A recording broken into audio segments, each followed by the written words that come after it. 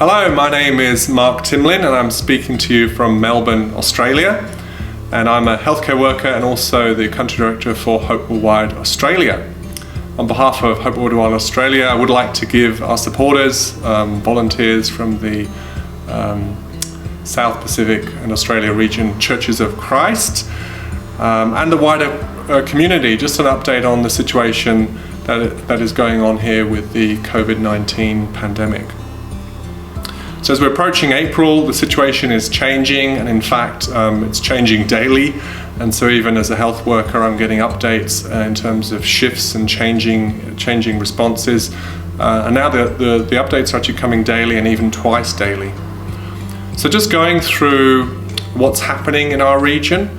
In Australia we have over 3,000 cases as of yesterday, and fortunately a low number of deaths, around the 10 mark, and also fortunately not too many people admitted in the hospital system. So everyone is in lockdown, hospitals are treating the sick, but also training and mobilizing staff, anticipating that numbers will increase. So the healthcare system is coping very well.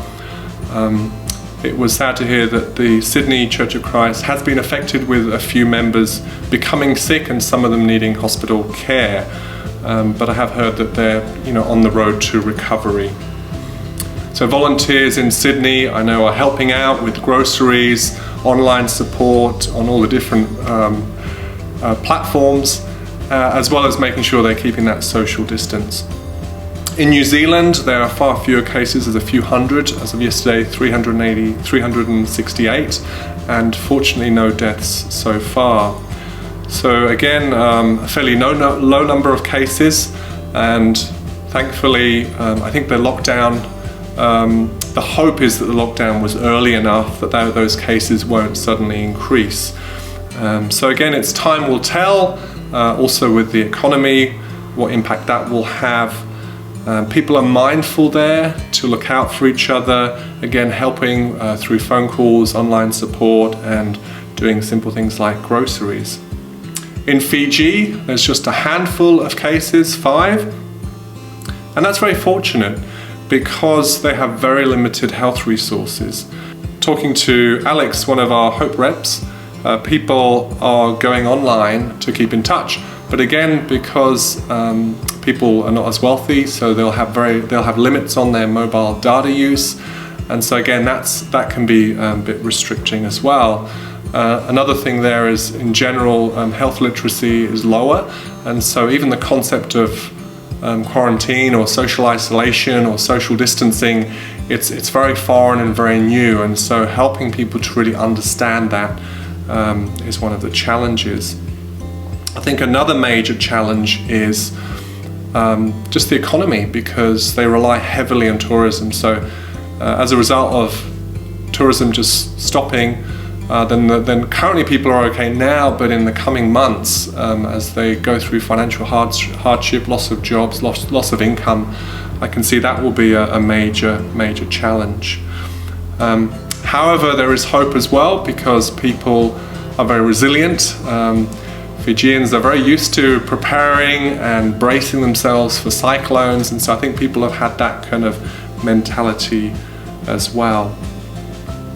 Moving on to Papua New Guinea. Fortunately, there's only been one reported case.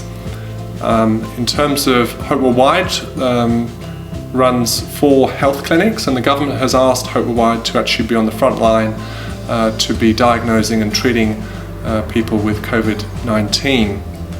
The healthcare system is very fragile, and so talking to Priscilla Mal, who's the country director there, her main concern is that there's no personal protective equipment, and so the government hasn't been able to provide any of that, and so it puts the staff at danger. So the Hope clinics are currently running. They're treating people who have existing major health issues like tuberculosis and HIV. But saying, look, if you're sick with symptoms of COVID-19, then we can't protect ourselves.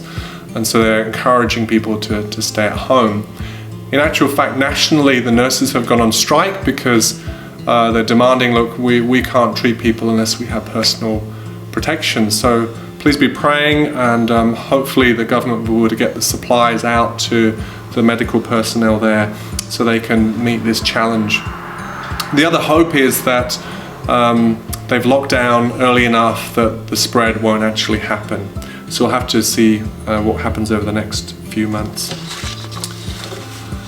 So in light of all this, I am reminded of Matthew 5, verse 14 to 16, which reads, "You are the light of the world. A town built on a hill cannot be hidden. Neither do people light a lamp and put it under a bowl. Instead, they put it on its stand, and it gives light to everyone in the house.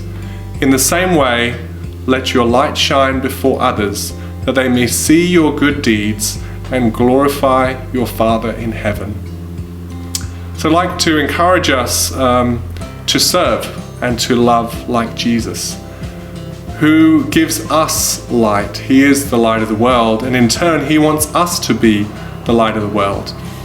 And as we serve, as we do good, as we help our communities, let's also still remember the rules around that. Social distancing, great hand hygiene, because that will also save lives.